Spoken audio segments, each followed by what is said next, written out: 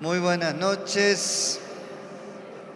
Hoy vamos a ver la primera parte de un mensaje que lo he titulado 10 días de oración congregacional. Y quiero tomar un versículo como introducción del Antiguo Testamento, versículo conocido, pero lo vamos a leer, hay tanta riqueza, y también vamos a leer un poco el contexto para que podamos ver en qué situación se da este versículo. Segunda de Crónicas 7:14. Pero usted por ahí ya la conoce de memoria, pero búsquelo porque después vamos a leer todo el contexto. Si se humillare mi pueblo, sobre el cual mi nombre es invocado, y oraren y buscaren mi rostro, y se convirtieren de sus malos caminos, entonces yo iré desde los cielos y perdonaré sus pecados y sanaré su tierra. Comienza con un sí condicional. Si pasa esto, después va a pasar esto otro. Dios le está hablando a su pueblo, a sus hijos. Dios nos está hablando a nosotros. Si se humillare, mi pueblo es, sobre el cual mi nombre es invocado, y orar en ¿quién? El pueblo de Dios, y buscar en mi rostro, y se convirtieren de sus malos caminos. Si este sí condicional se cumple, Dios entonces, y solo entonces, Dios dice, voy a perdonar sus pecados y sanar su tierra. Hay un sí condicional. Si pasa esto primero, después sí o sí va a pasar esto otro. Y es una bendición integral. ¿Por qué? Porque tiene que ver con el perdón de los pecados, que es todo lo espiritual, el perdón de los pecados, sanar el alma, todo lo que sea espiritual, no tangible, que no podemos tocar. Pero cuando habla de la tierra, sanar la tierra, sí habla de las bendiciones materiales del aquí y del ahora. La tierra era el medio por el cual el pueblo podía prosperar. Ahí podían levantar las cosechas, ahí estaban los ganados. Muchas gracias. Entonces, una bendición integral. Pero este versículo está dentro de un contexto y es importante que podamos entender el contexto. Porque el contexto hace que las cosas tengan más sentido o no. Estos días me acordaba, ¿se acuerdan cuando ese avión cayó en los Andes y por mucho tiempo estuvo perdido? Después hay una película y que llegaron a comerse entre algunos. Ninguno de los que iban en ese avión, en un contexto normal, comería carne humana. Pero en un contexto de extrema necesidad y de extrema hambre, y para sobrevivir y sobreponerse a esa situación, llegaron a comerse entre ellos. El contexto tiene que ver para poder entender plenamente un versículo o una situación o una palabra o por qué hizo tal o cual cosa. Vuelvo a dar ese ejemplo del avión. ¿Por qué llegaron a ese extremo? Y era para sobrevivir. Pero normalmente, en un contexto normal, eso no se haría. Entonces, segunda de Crónicas 7, vamos a leer del versículo 1 en adelante, para ver el contexto de este versículo tan conocido. Cuando Salomón acabó de orar, qué tremendo, estaba orando y terminó de orar. ¿Qué pasó? Descendió, sigue diciendo, fuego de los cielos. Descendió fuego, consumió el holocausto y las víctimas, y la gloria de Jehová llenó la casa. Me detengo ahí un minuto. Años van a pasar y después va a aparecer Elías orando y va a caer fuego del cielo. Y años va a pasar y la iglesia va a estar orando y va a caer fuego del cielo. Pero ahora vamos a seguir con el versículo 2. Y dice que no podían entrar los sacerdotes en la casa de Jehová, porque la gloria de Jehová había llenado la casa de Jehová. Cuando vieron todos los hijos de Israel descender el fuego y la gloria de Jehová sobre la casa, se postraron sobre sus rostros en el pavimento y adoraron y alabaron a Jehová, diciendo, porque Él es bueno. ¿Y qué cantamos hace un ratito? Porque Él es bueno y para siempre su misericordia. Porque Él es bueno, decía, y su misericordia es para siempre. Y nosotros hoy cantamos eso también, porque Él es bueno. Versículo 4, entonces el rey y todo el pueblo sacrificaron víctimas delante de Jehová. Y ofreció el rey Salomón en sacrificio, miren, ¿cuántas bueyes? 22,000 bueyes y 120,000 ovejas. Así dedicaron la casa de Dios, el rey y todo el pueblo. Y los sacerdotes desempeñaban su ministerio, también los levitas, con los instrumentos de música de Jehová, los cuales había hecho el rey David para alabar a Jehová, porque su misericordia es para siempre, cuando David alababa por medio de ellos. Asimismo los sacerdotes tocaban trompetas delante de ellos y todo el pueblo y todo Israel estaba en pie. Versículo 7. También Salomón consagró la parte central del atrio que estaba delante de la casa de Jehová, por cuanto había ofrecido allí los holocaustos y las grosuras de las ofrendas de paz. Porque en el altar de bronce que Salomón había hecho, no podían caber los holocaustos y las ofrendas y las grosuras. Un altar solo no alcanzaba para tremenda fiesta espiritual. 22,000 bueyes. Yo me puse a hacerlos en filita, los 22,000 bueyes. Más o menos tienen 2 metros, un poquito más. Digamos que entre espacio queden 2,5 metros. 2,5 metros por 22,000 me dio 55,000 metros. O sea, 55 kilómetros. Para que usted se haga una idea, de acá a Huillapima hay 45 kilómetros. Y de acá a La Merced hay 55 kilómetros.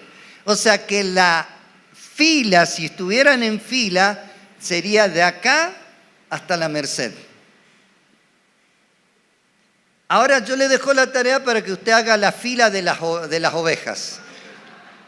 Las 120,000 le dejo a usted, a ver hasta dónde llega la filita de las ovejas.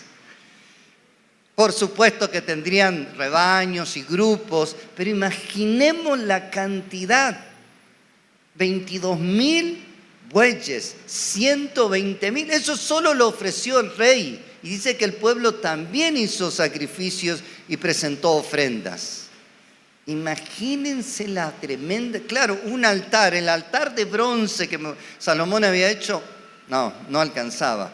Por eso tenían que habilitar otros lugares para esta fiesta. Versículo 8. Entonces hizo Salomón fiesta 7 días y con él todo Israel, y una gran congregación desde la entrada de Amat hasta el arroyo de Egipto. Al 8º día hicieron solemne asamblea, porque había hecho la dedicación del altar en 7 días y había celebrado la fiesta solemne por 7 días. Y a los 23 días del mes séptimo envió al pueblo a sus hogares alegres, gozosos de corazón, por los beneficios que Jehová había hecho a David y a Salomón y a su pueblo Israel. Seguimos con el versículo 11. Terminó pues Salomón la casa de Jehová y la casa del rey, y todo lo que Salomón se propuso hacer en la casa de Jehová y en su propia casa fue prosperado. Y apareció Jehová a Salomón de noche y le dijo: yo he oído tu oración y he elegido para mí este lugar por casa de sacrificio. Me detengo aquí unos minutos. Hasta aquí una tremenda fiesta espiritual. Hasta aquí gozo, alegría, dedicación, ver los edificios nuevos, el templo nuevo, la casa del rey nueva, otras edificaciones nuevas. tremenda fiesta espiritual. Pero como Dios conoce el corazón humano, sabe que tenemos un corazón inclinado hacia el mal, perverso y muchas veces engañoso, el versículo siguiente le da una advertencia. Versículo 13. Si yo cerrare los cielos, claro, por la maldad, por lo que por las cosas malas que podrían hacer, si yo cerrare los cielos para que no haya lluvia, y si mandare la langosta que consuma la tierra, o si enviare pestilencia a mi pueblo, si yo hago esto, miren, pero también le voy a dar la solución, dice Dios. Si mi pueblo se humilla, sobre el cual mi nombre es invocado, y oran, y buscan mi rostro, y se convierten de sus malos caminos, yo voy a cambiar esa situación, yo voy a cambiar ese momento de dolor. Si mi pueblo se humilla y hace una oración congregacional de todo el pueblo. Ahí no le estaba hablando a Salomón solamente, sino a todo el pueblo.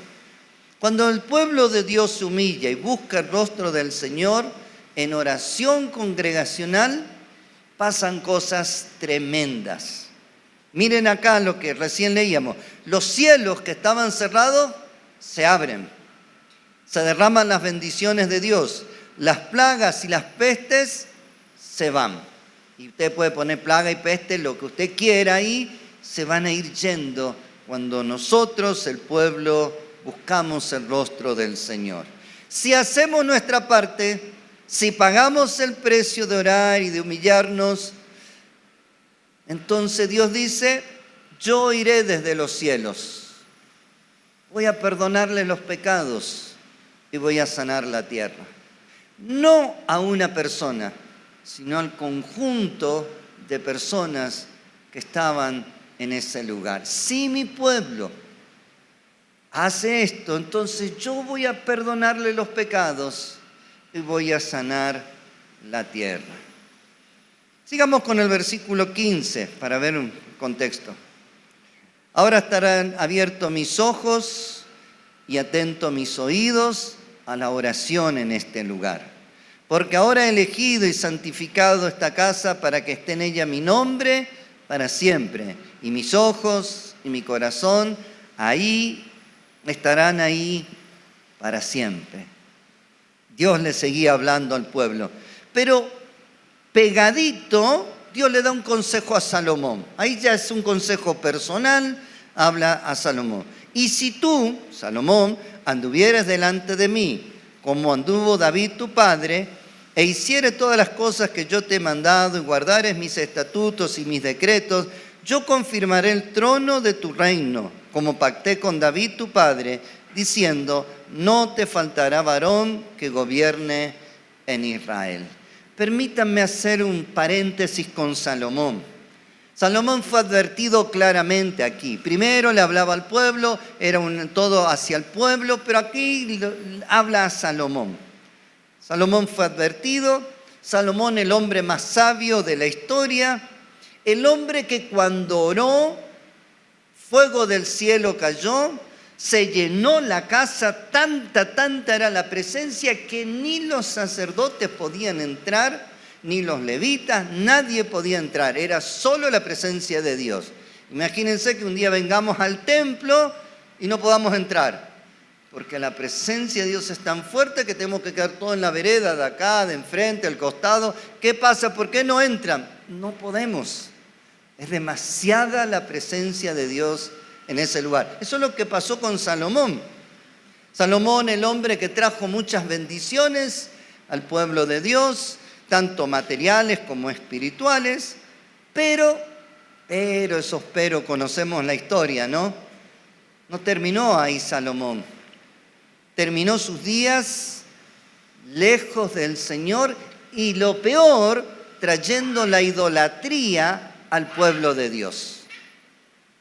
Miren conmigo Primera de Reyes 11, del 4 al 8. Yo lo voy a leer en la Nueva Traducción Viviente, puede cambiar alguna palabrita, pero busqué porque es un poquito más claro esta versión.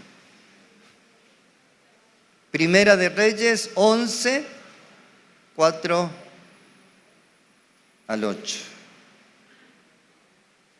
Cuando Salomón ya era anciano, sus mujeres, Reina Valera 60 va a decir, inclinaron su corazón. Esta versión dice, desviaron el corazón para que rindieran culto a otros dioses, en lugar de ser totalmente fiel al Señor su Dios, como lo había sido David su padre. Salomón rindió culto a Astoret, la diosa de los sidonios, y a Moloc, el detestable dios de los amonitas. De este modo Salomón hizo lo malo a los ojos del Señor. Se negó a seguir al Señor en forma total y absoluta, como lo había hecho David su padre. Incluso construyó un santuario pagano a Quemos, el detestable dios de Moab, y otro para Moloc, el detestable dios de los amonitas, en el monte de los olivos al oriente de Jerusalén. Versículo 8. Salomón construyó otros santuarios para que todas sus esposas extranjeras quemaran incienso e hicieran sacrificios a sus dioses. Para ir terminando el paréntesis con Salomón, solo quiero recalcar lo que dice la Biblia. Salomón empezó muy bien, muy bien. Qué pocas personas pueden orar y caer fuego del cielo y que la presencia de Dios llene un lugar. Qué pocas personas pueden construirle un templo a Dios. Muy bien. Qué pocas personas pueden tener tanta sabiduría, tantas riquezas, bendecir a toda una nación. Pero lamentablemente Salomón terminó muy mal. Muy mal, porque sus mujeres desviaron su corazón de la fidelidad hacia Dios. Lo decimos juntos, Salomón empezó muy bien. No escucho. Salomón empezó muy bien. Ahí sí me gustó. Pero terminó muy mal porque sus mujeres desviaron su corazón. Acá una pequeña enseñanza. Todo comenzó cuando Salomón se casó con la mujer equivocada. Una vez, no le bastó, otra y otra. Consejo para los que quieran casarse.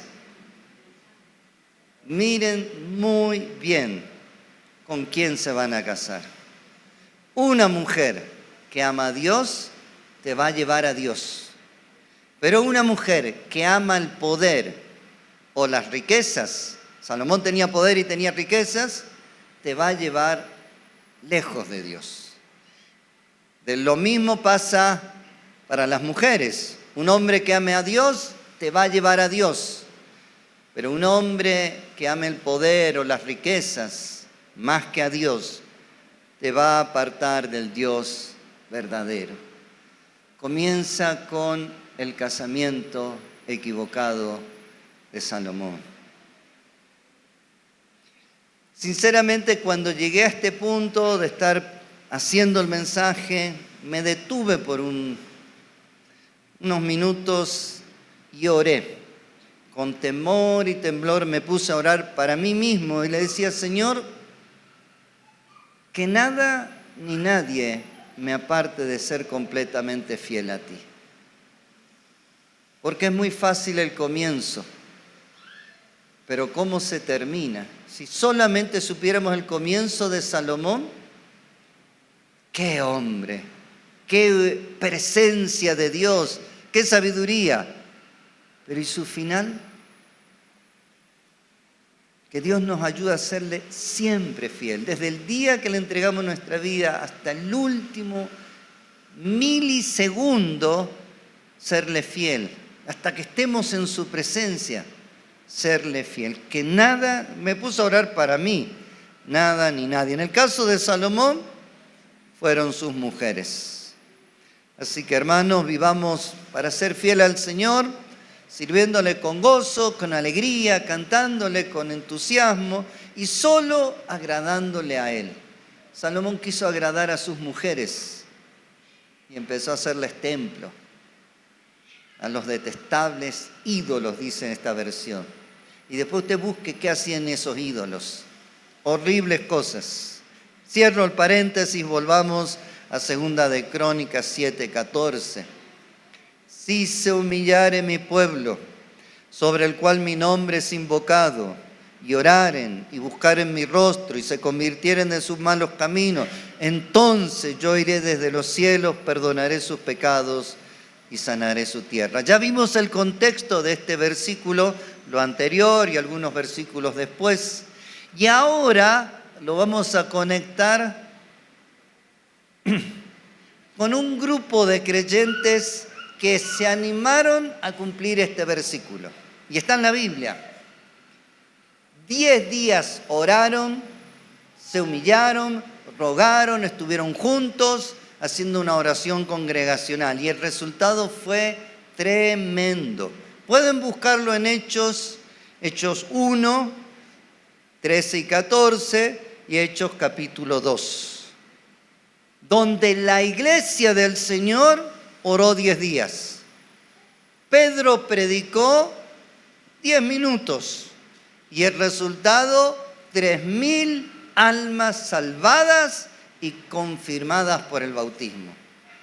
Vuelvo a repetir esto. La iglesia oró 10 días, Pedro predicó 10 minutos y 3.000 almas salvadas y bautizadas. Hechos 1, 13 y 14, ¿alguien lo encontró? ¿Quiere leerlo?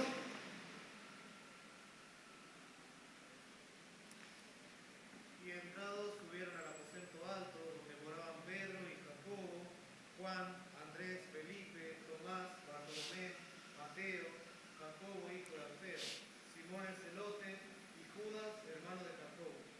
Todos estos perseveraban unánimes en oración y ruego, con las mujeres y con María, la madre de Jesús, y con sus hermanos. Muchas gracias. Se fueron, Jesús se va al cielo, se van al aposento alto y se ponen a orar. Todo este grupo de líderes de la iglesia, con sus mujeres, con María, la madre de Jesús, y los hermanos de Jesús. Oran, oran, oran, hasta que desciende el Espíritu Santo y Pedro va a predicar. Habrá predicado 10 minutos. Si usted lee en la predicación de Pedro, capaz que en menos de 10 minutos lo leen. Y se convierten 3.000 personas. Porque hubo un grupo de creyentes que se animó a orar 10 días en forma congregacional. Se fueron al aposento alto a orar, a clamar, a rogar, unánimes en oración y en ruego, hasta que Dios haga algo. No sabían bien qué iba a pasar, pero se pusieron a orar. Y el resultado lo podemos leer en Hechos 2, 41 y 42. Si alguien lo quiera leer, Hechos 2, 41 y 42, después de que Pedro predica. Así.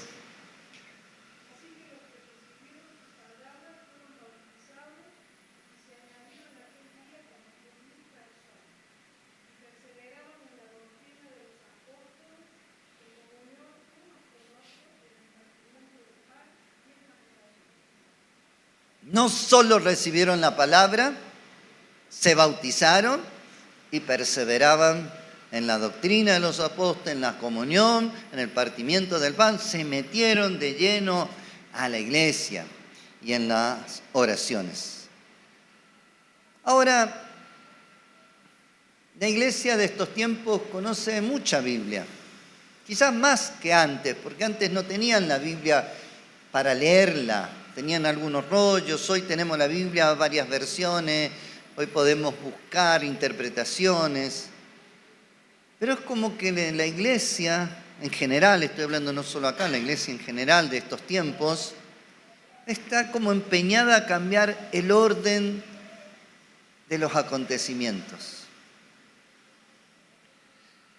En general, las iglesias quieren orar 10 minutos, predicar 10 días, y si se convierte en 3, es mucho. Y si se bautiza uno con mucho esfuerzo, gloria a Dios. Se predica 10 días, se ora 10 minutos y los resultados son mínimos. La iglesia primitiva hizo lo contrario, se encerró a orar congregacionalmente, no sé si alguno iría a buscar comida, no dice nada en la Biblia, pero esos 10 días orar, clamar, rogar, humillarse, si mi pueblo se humillare y buscare mi rostro, entonces yo voy a oír desde los cielos, voy a perdonar sus pecados y voy a sanar la tierra. 3.000 personas convertidas, bautizadas, integradas de lleno al cuerpo de la iglesia. Perseveraban la doctrina de los apóstoles, compartían el pan, oraban, no es que se desconectaron, totalmente integrados. El miércoles me alegró mucho ver a tantos hermanos orando. Más o menos no conté, si alguno contó, pero éramos como 30 más o menos. Fue mucha alegría para mí ver hermanos orando. Yo voy a insistir este año con el lema de la iglesia, orad sin cesar. Y voy a insistir con la asistencia al culto de oración. ¿Saben por qué? No por capricho, no, sino porque no hay reemplazo a la oración congregacional. No hay un reemplazo que uno diga, bueno, si hago esto ya no necesito la oración congregacional. No hay reemplazo.